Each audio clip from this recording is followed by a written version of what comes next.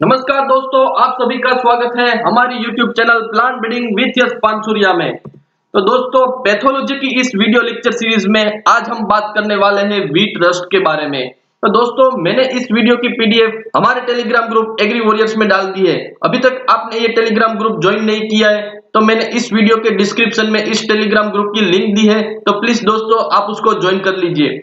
तो चलिए दोस्तों, अब हम देखते हैं व्हीट रस्ट के बारे में। तो सबसे पहले हम देखते हैं टाइप ऑफ रस्ट कि रस्ट कितने टाइप की होती है।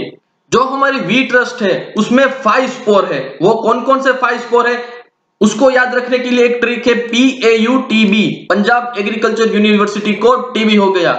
P for pycniospore, A for aeciospore, U for urediospore, T for teliospore and B for basidiospore. Pycniospore, aeciospore, urediospore, teliospore and basidiospore. अब इस 5 स्पोर से हम रस्ट को 3 टाइप में डिवाइड कर सकते हैं। एक है मैक्रोसाइक्लिक रस्ट, दूसरा है डेमीसाइक्लिक रस्ट एंड तीसरा है microcyclic rust.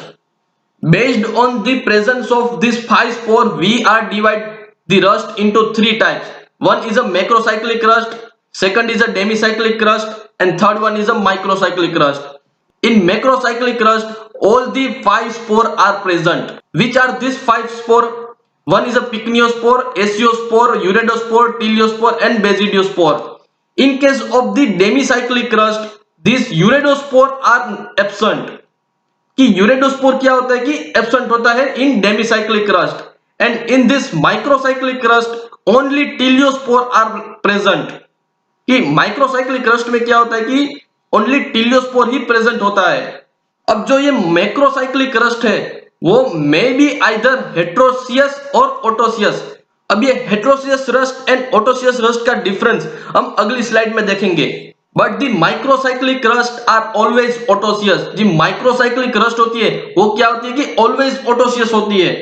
Genus Puccinia is extremely host specific and obligate parasite. जो पक्सिनिया ग्रामीण है, व्हीट रस्ट है, वो होस्ट स्पेसिफिक है एंड ऑब्लिगेट पैरासाइट है। अब based on parasitism there is a two type of parasite. One is a obligate parasite and another one is a facultative parasite. Obligate parasite are the parasite which cannot complete their life cycle without suitable host. जो obligate parasite है वो क्या है कि host specific है, उसको life cycle complete करने के लिए एक होस्ट चाहिए। Without host there can not complete their life cycle. और फैकल्टेटिव पैरासाइट में क्या होता है कि वो होस्ट नॉन स्पेसिफिक होते हैं, they are complete their life cycle without suitable host. तो दोस्तों, अब हम देखते हैं कि difference between autoecious and heteroecious rust का।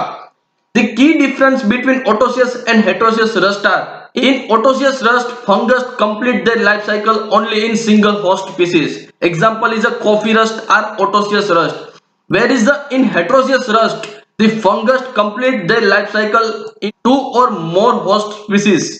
Example है इसका wheat leaf rust, wheat stem rust. These are the example of the heterosius rust. तो दोस्तों, अब हम बात करते हैं wheat rust के बारे में। In wheat rust, there is a 3 major type of wheat rust. One is a black stem rust. Causal organism is a Puccinia gramini, Forman species Tritici. जो हमारी व्हीट रस्ट है उसमें 3 टाइप के rust पाए जाते हैं। एक है ब्लैक स्टेम रस्ट यानी कि पक्सिनिया ग्रामिनी फॉर्मान स्पीसीज ट्रिटिसी। दूसरा है ऑरेंज ब्राउन लीफ रस्ट यानी कि पक्सिनिया रेकोंडिटी और उसका दूसरा नाम भी है पक्सिनिया ट्रिटिसिना। तीसरा है येलो स्ट्रिप रस्ट, उसका कोजल ऑर्गेनिज्म है पक्सिनिया स्ट्राइफॉर्मिस। तो चलिए दोस्तों, सबसे पहले हम देखते हैं ब्लैक स्टेम रस्ट के बारे में। These black stem rust are obligate parasite. More than 26 races are found in India and one new race are coming from Uganda is a UG99 rust. UG99 is a new race of black stem rust. These black stem rust are heterosious and heterosious rust means there is a presence of the alternate host, and in this black stem rust alternate host are the barberry plant. These wheat rust are macrocyclic. All the 5 spore are present in rust. Which are these 5 spore? PAUTB. Pycniospore, asiospore, uridospore, tiliospore and basidiospore are present in this wheat black stem rust. The uridospore and tiliospore are on the wheat and the pycniospore and asiospore are in the barberry plant or mohonia plant. The uridospore infect the wheat on lower leaf surface and teliospore are infect on upper leaf surface of the wheat plant. The basidiospore are infect the barberry, is the alternate host plant, and asciospore are infect the wheat on the lower surface. तो दोस्तों यहाँ पे हमने कुछ points देखे कि कौन कौन से स्पोर किसको इफेक्ट करते हैं और कौन कौन से स्पोर किस प्लांट पे पाए जाते हैं।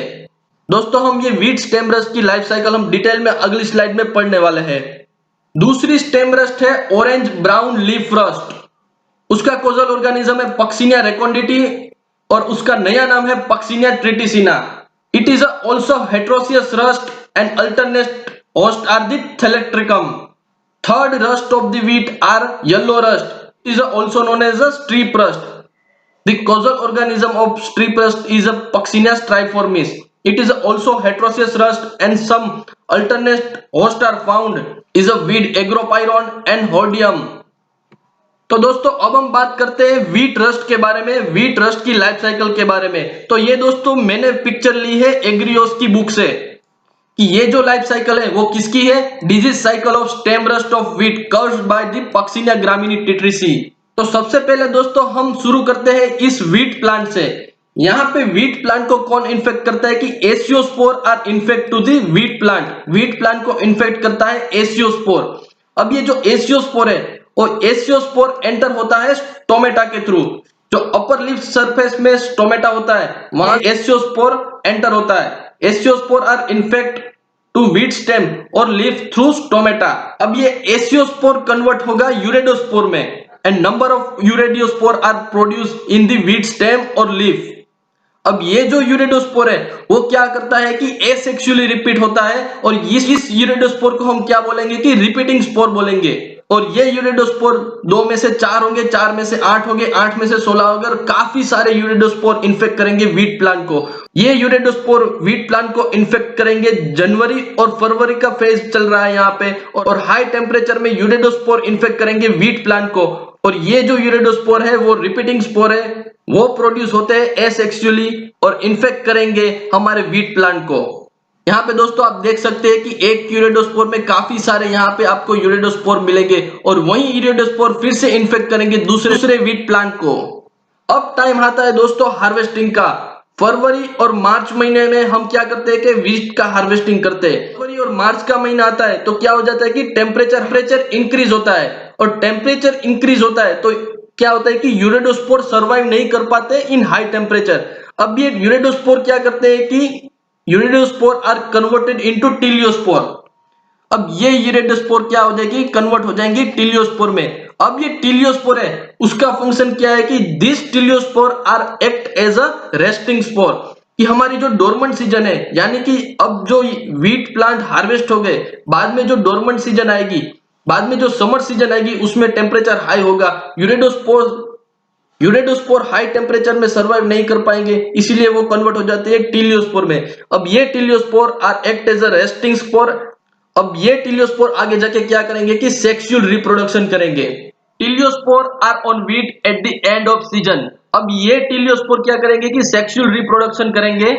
और यहाँ पे दोस्तों आप देख रहे हैं कि 2 न्यूक्लियस है और ये जो न्यूक्लियस है वो फ्यूज हो गए और बाद में क्या होगा कि कैरियोगेमी और मियोसिस की प्रोसेस होगी। ओवर विंटरिंग यानी कि समर में यह क्या होगा कि कैरियोगेमी और मियोसिस की प्रोसेस होगी।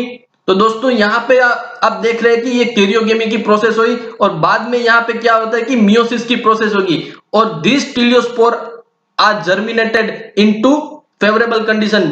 जब फेवरेबल कंडीशन आती है तब ये टिलियोस्पोर आर जर्मिनेट होते हैं और this teliospore are germinate into basidiospore 4 haploid basidiospore. अब ये टिलियोस्पोर आर जर्मिनेट हो गए इनटू 4 हैप्लॉइड बेजिडियोस्पोर में।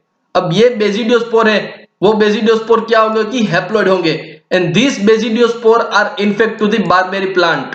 अब बारबेरी प्लांट यानी कि अल्टरनेट होस्ट को इन्फेक्ट कौन करेगा कि बेजिडियोस्पोर इन्फेक्ट करेगा बारबेरी प्लांट को।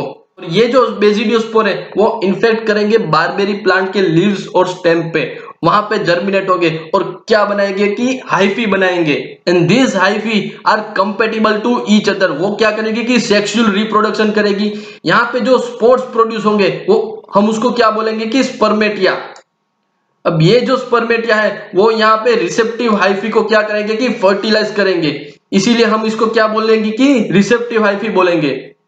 And this spermatia are fertilize the compatible receptive hyphae. अब यहाँ पे जो फर्टिलाइजेशन होगा और क्या बनेगा कि डाइकैरियोटिक माइसेलियम बनेगा, क्योंकि इस माइसेलियम में एक सेल में क्या है कि 2 न्यूक्लियस है, हम इसको क्या बोलेंगे कि डाइकैरियोटिक माइसेलियम।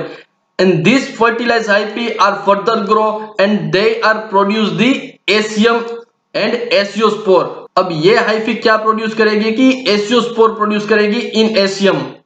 अब ये एसियम कहां पे होगा, lower the leaf surface of barberry plant.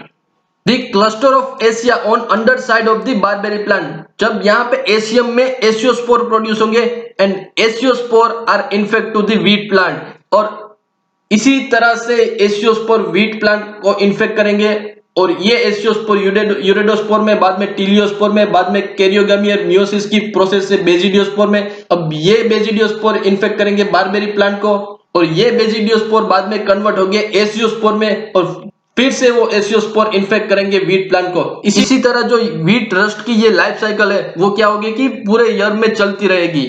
तो दोस्तों मैंने इस फोटो में पूरे डिटेल में समझाया कि वीट रस्ट यानी कि पक्सिनिया ग्रामिनी ट्रिटिसी की लाइफ साइकिल। तो दोस्तों यहाँ पे मैंने कुछ क्वेश्चन दिए हैं वीट रस्ट के बारे में। तो दोस्तों इस वीडियो को पॉज कीजिए और 1 बाय 1 इस क्वेश्चन को अटेम्प्ट कीजिए, और इस क्वेश्चन का आंसर मुझे कमेंट सेक्शन में दीजिए। तो दोस्तों if you like this video please hit the like button, share with your friends and subscribe to my channel to get more and more video related to agriculture and plant breeding. Thank you, धन्यवाद and have a nice day.